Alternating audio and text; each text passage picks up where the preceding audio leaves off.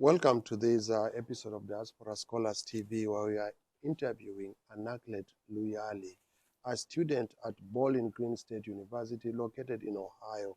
We are tracing his journey from Serem in Vihiga, Kenya, to the US via Nairobi, where he went to Jomo Kenyatta University of Agriculture and Technology to study, he told us, engineering and things to go with it. The details will come out on this show.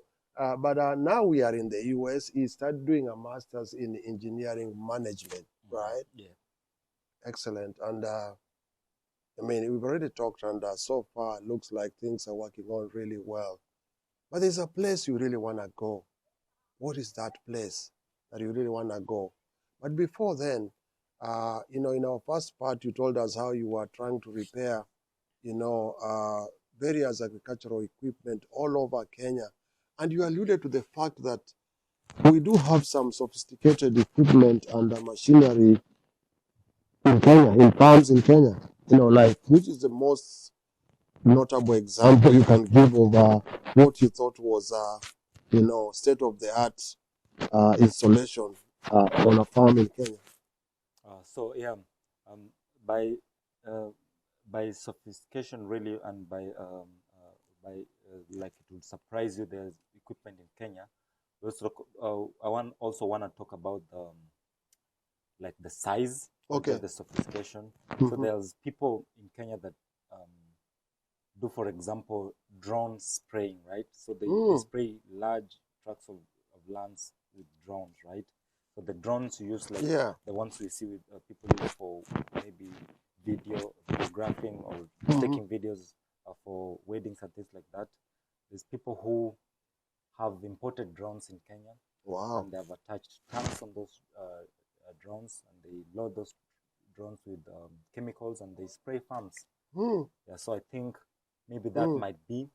There's also I never imagined people have already. It's already there. It's going there. Maybe because I've not been to a farm in Kenya for some time, but there's a lot going on. Yeah, it's going there. So there's also, I think, I would say planters, maybe maize planters or wheat planters that are you attach it on the back of a tractor.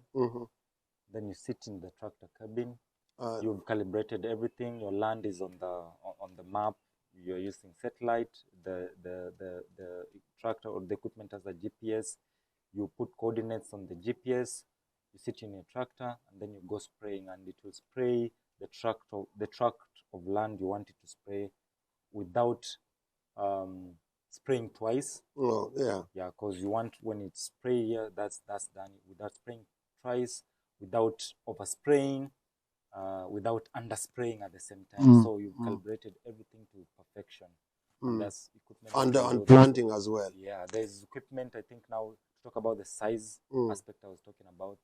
There's equipment in Kenya that are like massive, like they would do like 12 rows of seeds, of, let's say, maize seed at a go. At a go. Yeah, there's equipment. So it's capital intensive here. Capital intensive. Yeah, there's like tractors to the tune of around 450 horsepower tractors. Now these are big, massive, giant tractors. And you go to a farm and they have like 6 of them. So that is really capital intensive. Yeah, and it can do a big portion of land. We're talking about 3,000 acres, 10,000 acres of maize, 10,000 acres of wheat. And there are just people in Kenya who do that, especially in areas like size of Nanyuki, like Kipia, and size of coastal region thereabout. Yeah, so we have this happening in Kenya too. Wow. Yeah, which is a really positive thing. Very positive indeed, because when for countries that still grapple with food insecurity, mechanized agriculture, would go a long way in increasing efficiency and be able to reduce costs and eventually increase production. Yeah, that's right. Wow. So what are you doing now here? What is engineering management? Oh, okay. That's a good question.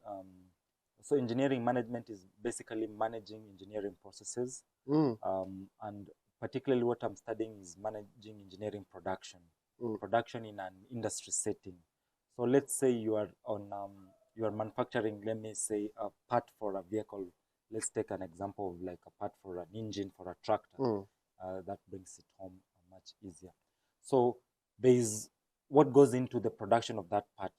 There is the design, there is the now there is the production plant, then there's the assembly line of those parts, then there's the package, the quality, then there's packaging and things like that. So it's an entire chain. Oh. So to manage the production of this so part, I figure maybe use computer systems.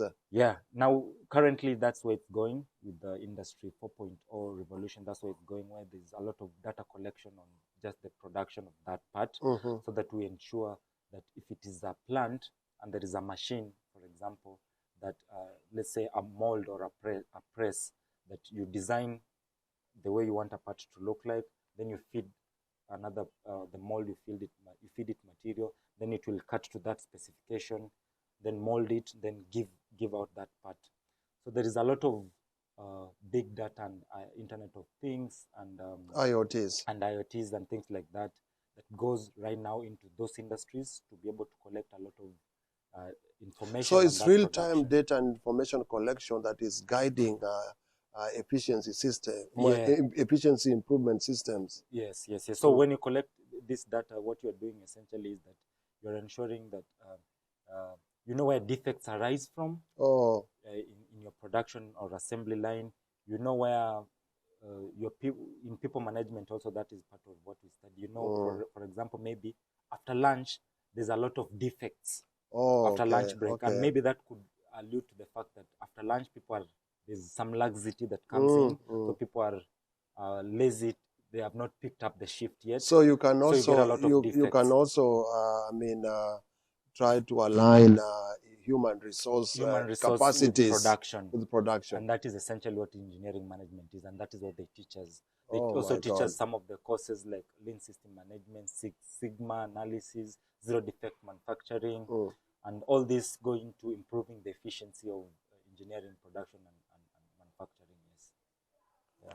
Wow, you are watching Diaspora Scholars TV, where we bring you stories about students and scholars who've come to the US to study indeed many courses like engineering management to be specific, like in the case of Anaclate Luyali, who hailed from all the way from Serem, a small dusty town in Western Kenya, to the academic corridors of Bowling Green State University to do a master's in engineering management. He is not done yet.